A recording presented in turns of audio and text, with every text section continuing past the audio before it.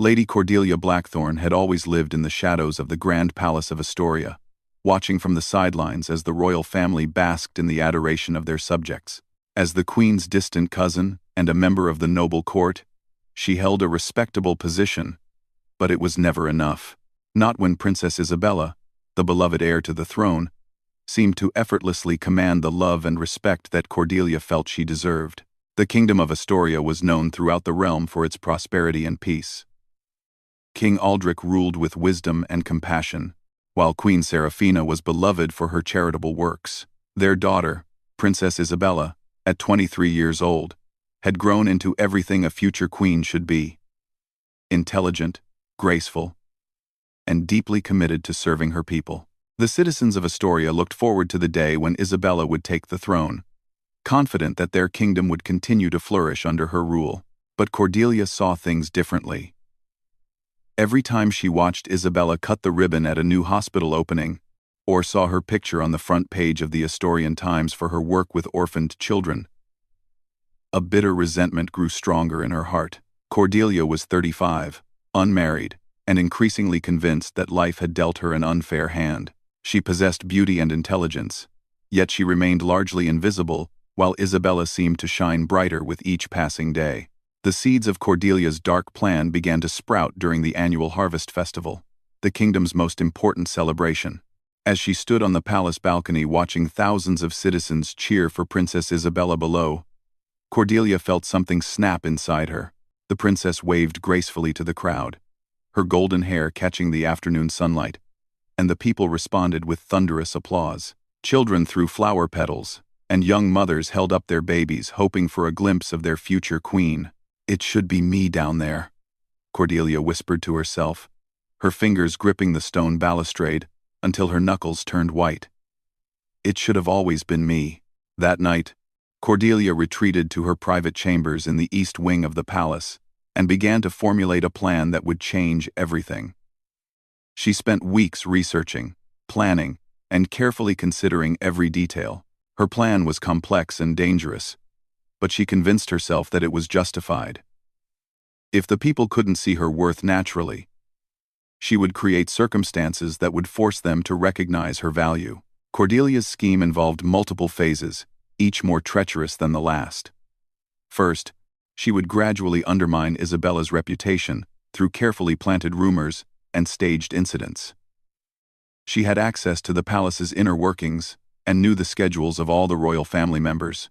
She began by anonymously leaking false information to tabloid journalists about Isabella's supposed extravagant spending on personal luxuries while the kingdom faced minor economic challenges. The rumors started small but grew more vicious over time. Stories appeared claiming that Isabella had thrown tantrums when denied expensive jewelry, that she had been rude to palace staff, and that she showed little interest in her royal duties when cameras weren't present. None of these stories were true, but Cordelia had crafted them cleverly, mixing small grains of truth with outrageous lies to make them seem credible. Meanwhile, Cordelia positioned herself as a voice of reason and stability. She began attending more public events, always presenting herself as humble and dedicated to the people's welfare. She volunteered at soup kitchens, donated anonymously to charities, but made sure the donations could be traced back to her, and gave thoughtful speeches about the importance of servant leadership. As the false rumors about Isabella circulated, Cordelia's reputation began to rise. Some courtiers started whispering that perhaps Lady Cordelia would make a better leader than the princess. After all, she seemed more grounded, more connected to the real struggles of ordinary people. Cordelia felt a thrill of satisfaction as she watched doubt creep into some people's minds about Isabella's fitness to rule. But Cordelia's plan went far beyond mere character assassination. She had something much more dramatic in mind, something that would permanently remove Isabella from the line of succession and create an opportunity for herself to step forward as the kingdom's savior. Through her connections in the palace, Cordelia had learned about a state visit planned for the following month. The king and queen of the neighboring kingdom of Valdres would be arriving for important trade negotiations, and Princess Isabella was scheduled to host several events for their daughter, Princess Margareta. The whole affair would be extensively covered by both domestic and international media. Cordelia decided that this would be the perfect opportunity to execute the most dangerous part of her plan. She had been secretly studying the palace's security systems and had identified several weaknesses that she could exploit. Her goal was to create a situation that would make Isabella appear incompetent and dangerous, while positioning herself as the hero who saved the day. Working under the cover of darkness, Cordelia began to gather the materials she would need for her plot. She used her noble status and palace access to obtain items that would normally be impossible for someone to acquire. She told herself that she wasn't really planning to hurt anyone, she just needed to create enough chaos and drama to shift public opinion decisively in her favor. As the date of the royal visit approached, Cordelia felt both excited and terrified about what she was planning to do. She had convinced herself that she was doing this for the good of the kingdom, that Astoria needed a stronger leader than Isabella could ever be. In her twisted logic, the ends justified the means, and soon everyone would thank her for having the courage to do what was necessary. But Cordelia had made a critical error in her planning. She had underestimated the loyalty and intelligence of those who truly served the royal family. Captain Marcus Thornfield, the head of palace security, had begun to notice small inconsistencies and suspicious activities around the palace. His years of experience had taught him to trust his instincts, and something about Lady Cordelia's recent behavior had triggered his internal alarm systems. Captain Thornfield was a decorated military veteran who had served the royal family for over 15 years. He was known for his meticulous attention to detail and his unwavering dedication to protecting the royals. He had survived 3 assassination attempts on previous monarchs and had developed an almost supernatural ability to detect potential threats. In the weeks leading up to the royal visit, Captain Thornfield had noticed that Lady Cordelia had been asking unusual questions about security protocols. She had also been seen in areas of the palace where she normally had no business.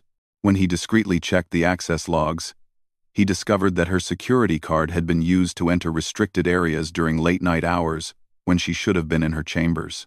Rather than confronting Cordelia directly, Captain Thornfield decided to conduct a covert investigation. He assigned his most trusted agents to monitor her activities around the clock, and he personally began reviewing all the security footage from the past several weeks. What he discovered made his blood run cold. The footage showed Cordelia systematically exploring the palace's infrastructure, taking photographs of security installations, and meeting with individuals who had no legitimate reason to be in contact with a member of the noble court. Most disturbing of all, she had been observed handling materials and equipment that could only be intended for one purpose, creating an explosive device. Captain Thornfield realized that he was dealing with a threat unlike any he had faced before. This wasn't an external enemy trying to infiltrate the palace. This was someone from within the royal circle itself, someone who had been trusted and welcomed into the heart of the kingdom's power structure. The betrayal was almost unthinkable, but the evidence was undeniable. As Captain Thornfield prepared to brief the king on his discoveries, he couldn't help but feel a deep sadness about what was about to unfold. Lady Cordelia's actions would not only destroy her own life but would send shockwaves through the entire kingdom. The people of Astoria prided themselves on their unity and loyalty.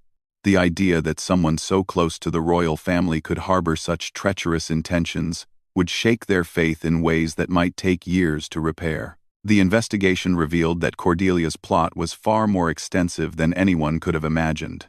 She hadn't just planned to create a minor incident, she had been preparing to stage a catastrophic event that would endanger the lives of multiple members of both royal families. Her goal was to make it appear as though Princess Isabella's negligence had led to a terrible tragedy, while Cordelia herself would heroically intervene to minimize the damage. The complexity and callousness of the plan revealed a mind that had become completely disconnected from normal moral boundaries. Cordelia had been willing to risk the lives of innocent people, including children and elderly dignitaries, all in service of her delusional ambition to claim a throne that was never rightfully hers. As the royal visit drew closer, Captain Thornfield knew that time was running out. He needed to act quickly to prevent a catastrophe that could destroy everything the Kingdom of Astoria stood for. The next few days would determine not just the fate of Princess Isabella and the visiting royals, but the very future of the kingdom itself. Captain Thornfield stood in the secure briefing room deep beneath the palace, surrounded by his most trusted security personnel and several members of the Royal Intelligence Service, The evidence spread across the table painted a picture of betrayal so shocking that even these experienced professionals struggled to process it fully. Photographs, audio recordings, and detailed surveillance reports documented every aspect of Lady Cordelia's conspiracy against Princess Isabella and the visiting royal family. "The explosives are already in place," reported Agent Sarah Chen, the intelligence service's top operative. "Our surveillance shows that Lady Cordelia has hidden multiple devices throughout the grand ballroom, where tomorrow night's welcome banquet is scheduled to take place. She's planned everything down to the minute." King Aldrich entered the briefing room, his face grave with the weight of what he had learned. Behind him walked Queen Seraphina, her usually bright demeanor replaced by an expression of profound sadness and disbelief. They had known Cordelia since she was a child, had welcomed her into their family circle, had trusted her with their most precious secrets. The betrayal cut deeper than any external threat ever could. "How long do we have?" the king asked, taking his seat at the head of the conference table. 18 hours, Captain Thornfield replied. "The Valdres royal family arrives tomorrow afternoon, and according to our intelligence, Lady Cordelia plans to trigger the explosion during the ceremonial toast. She's calculated that this will cause maximum chaos while allowing her to position herself as the person who discovers the security breach and saves whoever she can." Queen Seraphina shook her head in disbelief. "How could we have been so blind? How could someone we've known for decades harbor such hatred for Isabella?" Agent Chen consulted her notes. "Our psychological profile suggests that Lady Cordelia has been building resentment for years, possibly even decades. She sees Princess Isabella as an obstacle to what she believes is her rightful place in the kingdom's hierarchy. The plan shows signs of long-term planning and meticulous preparation." The king leaned forward, his hands clasped tightly together. "What are our options? How do we protect our guests and our daughter while ensuring that justice is served?" Captain Thornfield stood and moved to a detailed map of the palace that was mounted on the wall. "We've identified 3 possible courses of action. First, we could arrest Lady Cordelia immediately and neutralize the explosive devices.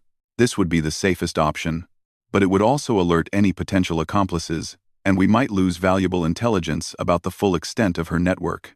He pointed to various locations on the map. "Second, we could evacuate the palace and cancel the state visit. This would eliminate the immediate threat, but would cause a diplomatic crisis and might allow Cordelia to escape with her plan partially intact." "And the third option?"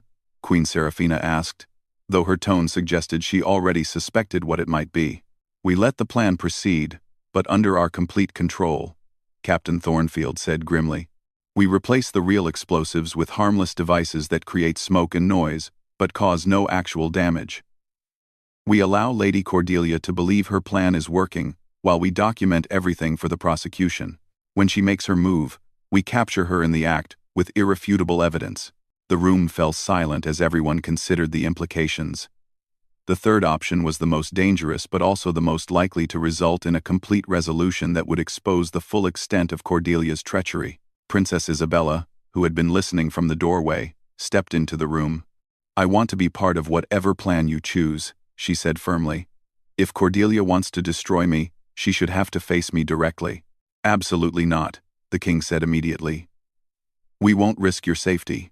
Father, with respect, this is exactly the kind of thinking that has allowed Cordelia to believe she can manipulate everyone around her," Isabella replied. "She's counting on me being protected and hidden away while she orchestrates this drama. If we're going to catch her properly, I need to be there, in the ballroom, playing my part." Agent Chen nodded slowly. "Actually, Your Highness, your presence would be crucial for the plan to work. Lady Cordelia needs to see that her target is there and vulnerable. If you're absent, she might become suspicious and abort the attempt." Over the next several hours, they worked out every detail of their counter-operation. The real explosives would be carefully removed and replaced with sophisticated smoke devices that would create the illusion of a genuine emergency. Every member of the security team would be briefed and positioned to respond at the exact right moment. The visiting royal family would be quietly informed and given the choice to participate or withdraw. To everyone's surprise, King Ferdinand of Valdres, when informed of the situation, insisted on proceeding with the original plan. If we allow ourselves to be intimidated by every traitor who plots against our families, we might as well surrender our crowns, he declared. Princess Margareta and I will stand with you and help expose this treachery. As dawn broke over the kingdom, Lady Cordelia was making her final preparations, completely unaware that every move she made was being monitored and documented. She woke early and spent extra time on her appearance, choosing an elegant navy blue gown that would photograph well when she emerged as the hero of the evening's events. She reviewed her plan one more time, checking every detail against her written notes. At exactly 8:45 in the evening, during the ceremonial toast, she would trigger the first explosion from a device hidden in her evening purse. The blast would create panic and confusion, giving her the opportunity to rush toward Princess Isabella with apparent concern while actually ensuring that the princess was positioned near the secondary devices. Then, at precisely the right moment, Cordelia would discover the remaining explosives and begin evacuating people, starting with the visiting royals and other high-priority individuals. In the chaos, Princess Isabella would be injured not fatally, Cordelia told herself, but seriously enough to raise questions about her fitness to rule. By the time the dust settled, Cordelia would have demonstrated her leadership, her quick thinking, and her dedication to protecting the kingdom's guests. What Cordelia didn't know was that Captain Thornfield's team had spent the entire night replacing her carefully planted explosives with harmless substitutes. Every device had been located and neutralized, while sophisticated recording equipment had been installed to capture both video and audio evidence of her actions. As the afternoon arrived, the palace came alive with the bustle of preparation for the state visit.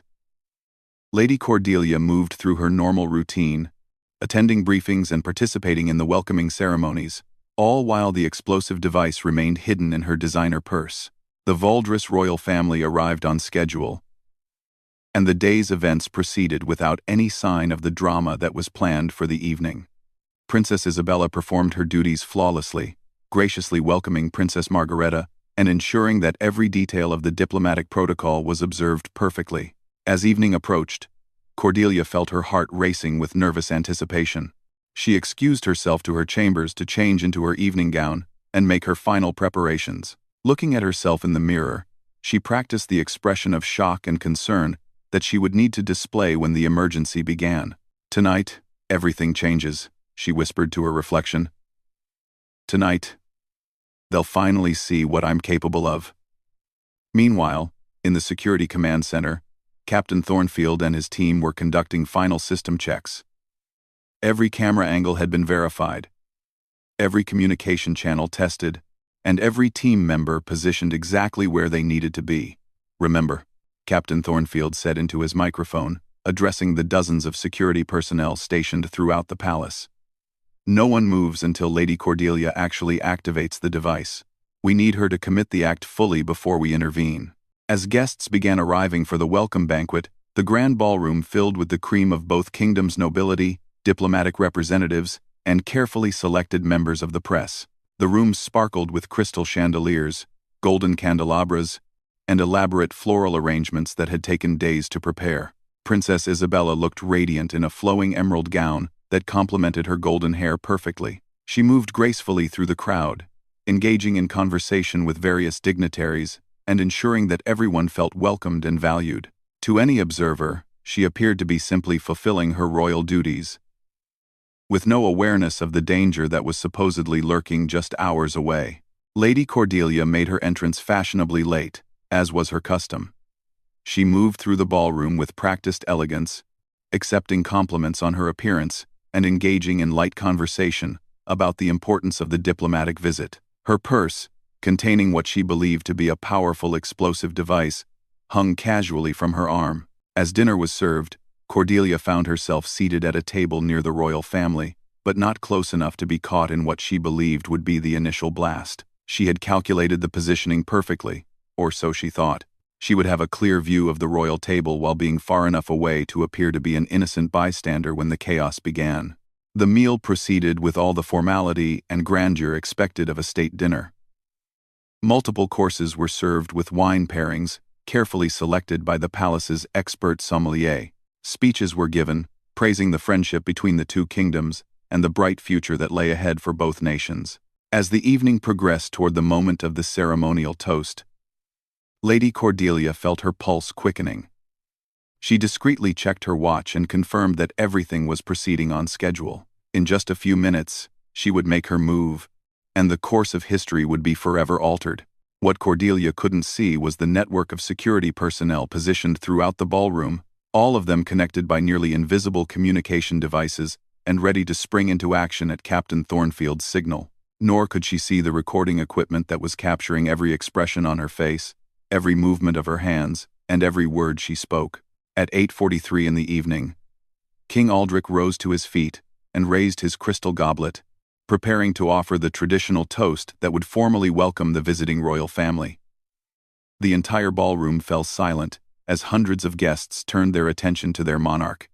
"Ladies and gentlemen, distinguished guests, dear friends," the king began, his voice carrying clearly throughout the vast room. "Tonight we celebrate not just the friendship between our kingdoms, but the bonds of trust and mutual respect that—" Lady Cordelia's hand moved slowly toward her purse, her fingers finding the small device hidden within. Her breathing became shallow as she prepared to trigger what she believed would be an explosion that would change everything. In her mind, she was already rehearsing her heroic response, imagining how she would rush forward to help and how the cameras would capture her bravery for posterity. She had no idea that Captain Thornfield was watching her every move through a scope from his concealed position. His finger poised over the communication device that would signal his team to move in for the arrest. The trap was about to close around Lady Cordelia Blackthorne, and justice was finally about to be served. The moment arrived with devastating precision, as King Aldrich raised his goblet higher, and the words, "To friendship and prosperity," echoed through the grand ballroom. Lady Cordelia Blackthorne pressed the trigger hidden in her purse. Her face was a mask of anticipation as she waited for the explosion that would transform her from a forgotten noble into the kingdom's unlikely savior. Instead of the thunderous blast she expected, there was only a soft popping sound followed by a small puff of harmless smoke that dissipated almost immediately. Cordelia's eyes widened in shock and confusion. She pressed the trigger again, more frantically this time, but nothing happened. Around her, the other guests continued with the toast, completely unaware that anything unusual had occurred. From his concealed position, Captain Thornfield spoke quietly into his communication device. "Target has activated the device. All units, execute arrest protocol now." What happened next unfolded with the precision of a perfectly choreographed dance. Security personnel emerged from their concealed positions throughout the ballroom, moving swiftly but calmly to avoid causing panic among the guests. Lady Cordelia, still fumbling desperately with her purse, suddenly found herself surrounded by armed agents. "Lady Cordelia Blackthorne," Captain Thornfield announced as he approached her table, his voice carrying clearly through the now silent ballroom. "You are under arrest for conspiracy to commit treason, attempted murder of members of the royal family, and terrorism against the Kingdom of Astoria." The transformation in Cordelia's demeanor was immediate and shocking. The elegant, composed noblewoman vanished, replaced by someone wild-eyed and desperate. "You don't understand," she screamed, her voice echoing off the ballroom's vaulted ceiling. "I was trying to save this kingdom. Isabella is weak. She'll destroy everything our ancestors built." As the security team moved to restrain her, Cordelia continued her frantic protestations. "I should be queen. I've served this kingdom faithfully for years, while she's done nothing but pose for photographs and attend charity events. I would have been a better leader." Princess Isabella stood gracefully from her seat at the royal table and walked toward Cordelia with remarkable composure. The entire ballroom watched in silence as the princess approached the woman who had just attempted to murder her and potentially dozens of innocent people. "Cordelia," Isabella said softly, her voice filled more with sadness than anger. "You were part of our family. We trusted you, loved you, welcomed you into our most intimate circles. How could you believe that violence and betrayal were the path to leadership?" Lady Cordelia's response was a mixture of rage and desperation. "Because you never had to earn anything. You were born into privilege, while the rest of us had to fight for every scrap of recognition.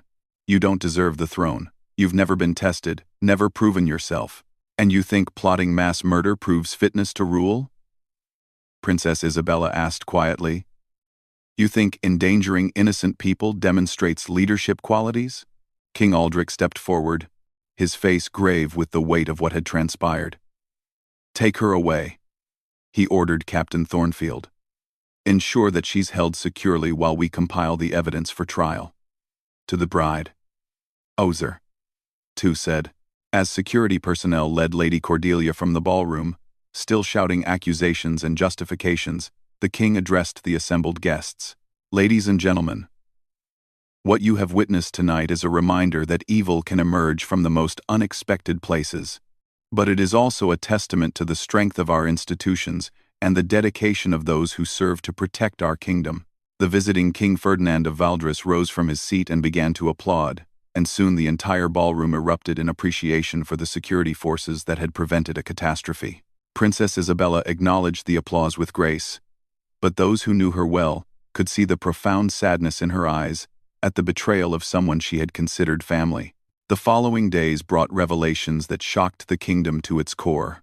As investigators delved deeper into Lady Cordelia's activities, they uncovered a conspiracy that extended far beyond a single evening's violence. She had been systematically undermining Princess Isabella's reputation for months, spreading false rumors, manipulating media coverage, and even attempting to sabotage charitable events that the princess supported.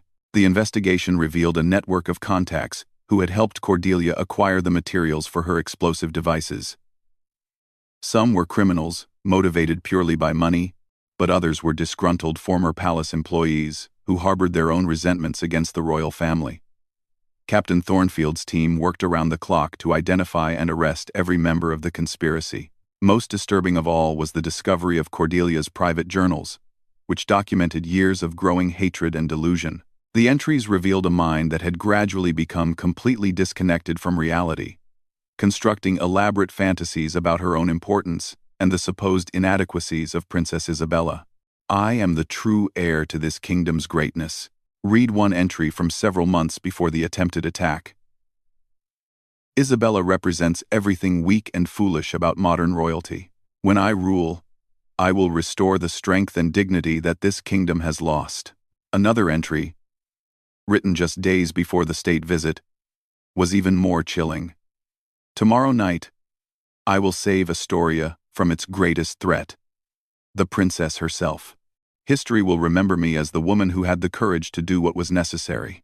The psychological evaluation ordered by the court painted a picture of a deeply troubled individual who had become consumed by narcissistic delusions and paranoid thinking. Dr.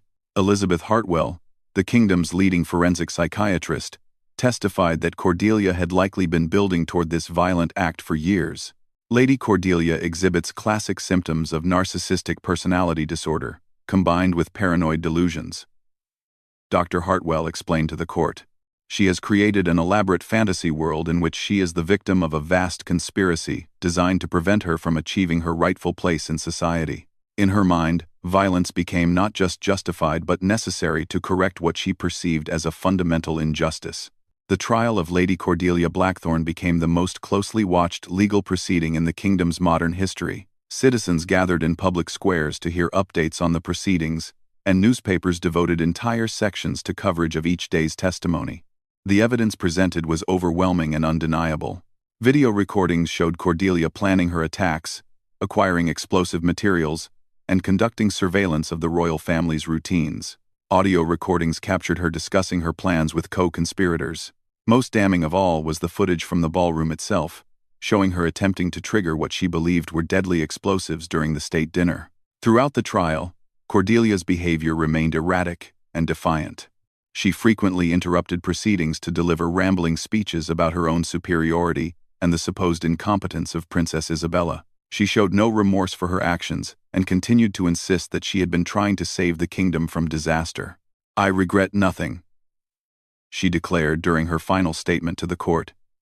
History will vindicate me when this kingdom falls under Isabella's weak leadership. I tried to prevent that catastrophe, and I would do it again. The jury deliberated for less than 3 hours before returning with a verdict of guilty on all charges. Chief Justice Margaret Thornton, a respected jurist known for her fairness and wisdom, delivered the sentence that would define the remainder of Cordelia's life. Lady Cordelia Blackthorne, you have been found guilty of high treason, conspiracy to commit murder, terrorism, and multiple related charges. Your actions represent not just a betrayal of the royal family who trusted you, but an attack on the very foundations of our democratic society and the rule of law. Justice Thornton continued, her voice carrying the weight of history. The court sentences you to life imprisonment without the possibility of parole. However, given the extraordinary nature of your crimes and the potential for ongoing danger to society, this sentence is structured so that you will serve a minimum of 100 years before any review of your case may be considered. The sentence effectively meant that Cordelia would spend the rest of her natural life behind bars, with no realistic hope of ever experiencing freedom again. As the bailiffs led her away in shackles, she continued to shout about her innocence and the supposed injustice of her treatment, her voice echoing through the courthouse until the heavy doors finally closed behind her. In the months that followed, the Kingdom of Astoria began the process of healing from the trauma of betrayal. Princess Isabella threw herself into her royal duties with renewed dedication, using the experience to deepen her understanding of the responsibilities that came with leadership. She established new programs to help identify and support individuals who might be struggling with mental health issues that could lead to violent behavior. King Aldrich implemented comprehensive reforms to the palace security system, ensuring that no future conspiracies could develop undetected. But more importantly, he used the incident as an opportunity to strengthen the kingdom's democratic institutions and reinforce the principles of justice and accountability that defined Astorian society. The visiting royal family from Valdres became even stronger allies. Impressed by how Astoria had handled the crisis with transparency and determination, Princess Margareta and Princess Isabella developed a deep friendship based on their shared experience of facing danger together. Captain Thornfield was awarded the kingdom's highest honor for his role in preventing what could have been a devastating tragedy. His meticulous investigation and careful planning had saved countless lives and preserved the stability of two kingdoms. As for Lady Cordelia, she was transferred to the kingdom's most secure correctional facility, where she began serving her sentence in isolation. Prison officials reported that she continued to maintain her delusions about her own importance and the supposed illegitimacy of the royal family's rule.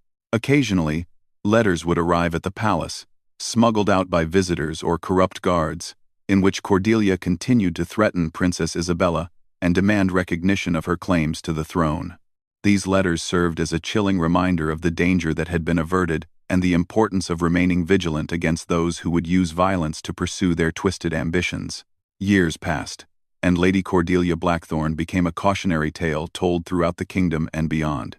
Her story served as a reminder that evil can emerge from the most unexpected places, that privilege and education are no guarantee against moral corruption, and that the price of freedom is eternal vigilance against those who would destroy it for their own selfish purposes. Princess Isabella eventually became Queen Isabella, ruling with the wisdom and compassion that had always defined her character. Her experience with Cordelia's betrayal had taught her valuable lessons about leadership, trust, and the importance of remaining connected to the needs and concerns of all her subjects. The Kingdom of Astoria continued to prosper under Isabella's rule, becoming a model for other nations of how democratic principles and royal tradition could work together to create a just and stable society. The dark chapter of Cordelia's conspiracy became part of the kingdom's history, but it was ultimately overshadowed by the strength, resilience, and unity that the people of Astoria displayed in overcoming that threat. Lady Cordelia Blackthorne would spend the remainder of her days in prison, her dreams of power and recognition reduced to nothing more than the ravings of a deeply disturbed mind. Her century-long sentence stood as a testament to the principle that no one, regardless of their birth or position, was above the law or immune from the consequences of their actions. Justice had been served, and the kingdom was safe once again.